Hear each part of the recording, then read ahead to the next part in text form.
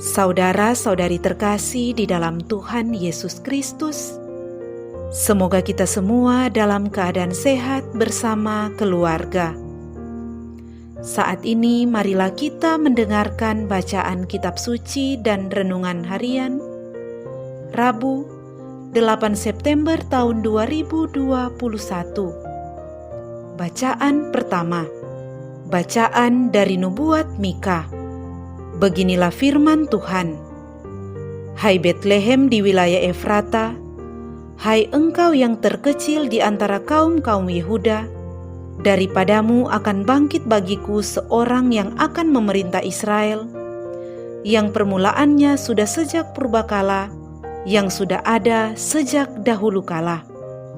Ia akan membiarkan mereka sampai saatnya perempuan yang mengandung itu telah melahirkan. Lalu saudara-saudaranya yang masih ada akan kembali kepada orang Israel. Maka ia akan bertindak dan akan menggembalakan mereka dalam kekuatan Tuhan, dalam kemegahan nama Tuhan Allahnya.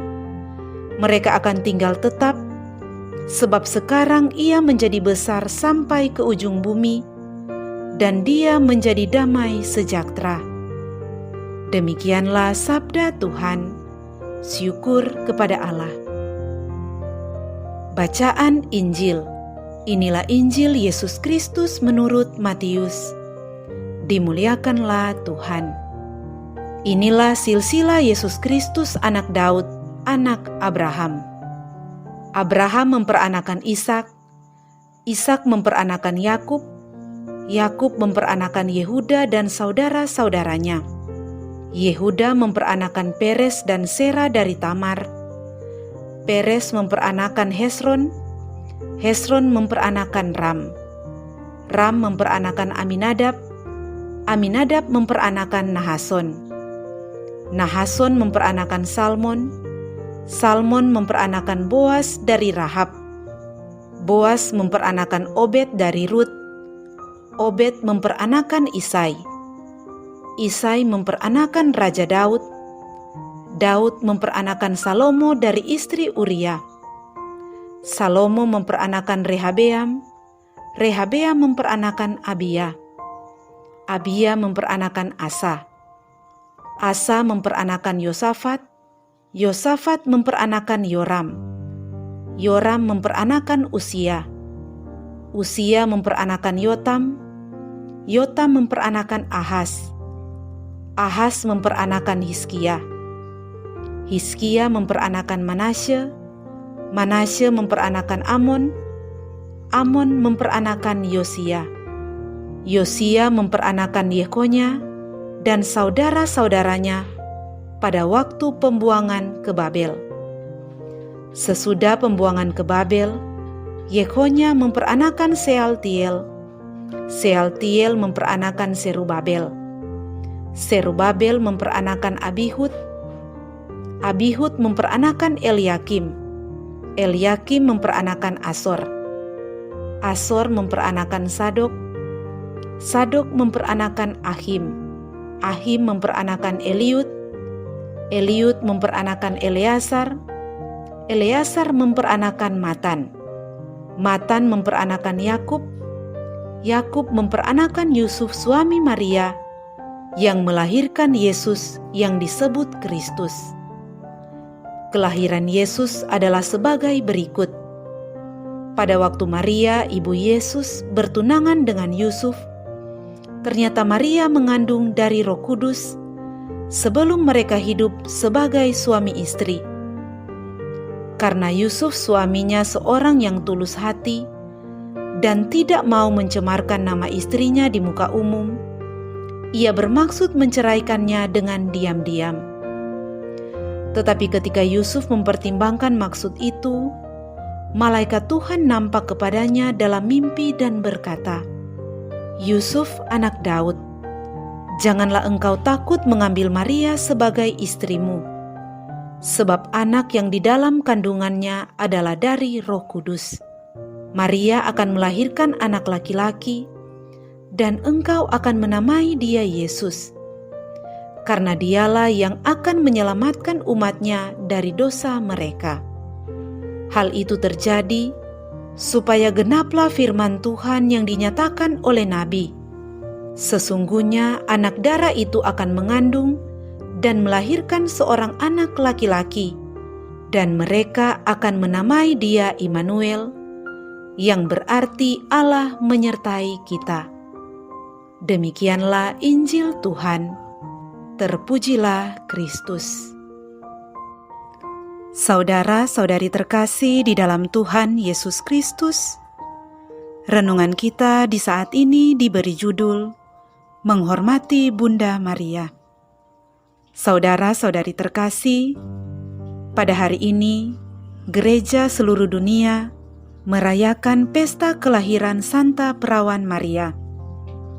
Pesta ini sesungguhnya menunjukkan betapa gereja mengasihi dan menghormati Bunda Maria sebagai wanita yang punya peranan besar di dalam karya keselamatan Allah.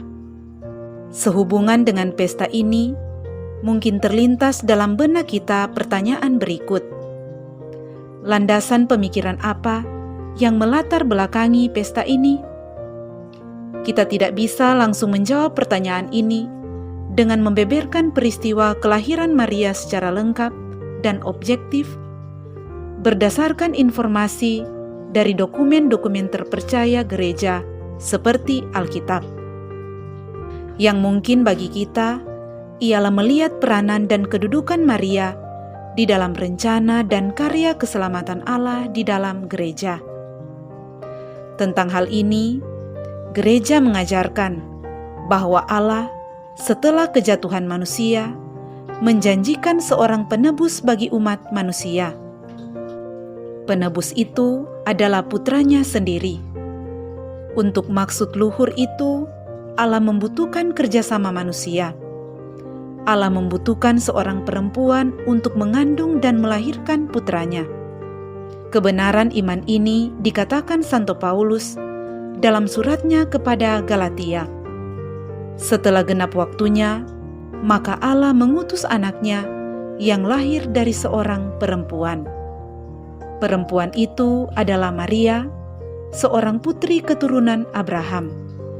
Dari sini, gereja mengajarkan bahwa Maria telah ditentukan Allah sedari kekal untuk mengandung dan melahirkan putranya. Untuk itu, ia suci sejak lahirnya dan diperkandungkan tanpa noda dosa asal. Dalam konteks pengakuan iman inilah, gereja merasa perlu menentukan suatu hari khusus, yaitu tanggal 8 September, untuk merayakan peristiwa kelahiran Maria. Yang terpenting di sini bukanlah ketepatan hari kelahiran itu, tetapi ungkapan iman gereja akan Maria sebagai perempuan yang ditentukan Allah untuk mengandung dan melahirkan putranya. Saudara-saudari terkasih, Tuhan Allah memilih Bunda Maria sebagai Ibu Yesus, Sang Penebus. Pilihan itu sangat tepat karena Tuhan memperhatikan kerendahan Maria sebagai hamba-Nya. Ia melihat hati Maria yang dikandung tanpa dosa, penuh dengan sukacita ilahi. Dari Bunda Maria, kita juga belajar bagaimana kepatuhan terhadap kehendak Allah dalam hidup.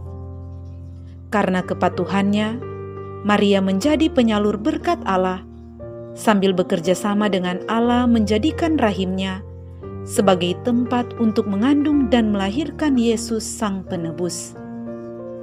Saudara-saudari terkasih, di hari yang berbahagia ini, saya mengakhiri renungan ini dengan meminjam doa Santa Teresia dari Kalkuta. Maria, berikan kepadaku hatimu yang begitu indah, begitu murni, tak bernoda. Hatimu begitu penuh dengan cinta dan kerendahan hati, bahwa saya dapat menerima Yesus di dalam roti kehidupan, dan mencintainya seperti dirimu mencintainya, dan melayaninya di dalam samaran orang-orang miskin yang menyusahkan. Semoga demikian. Amin.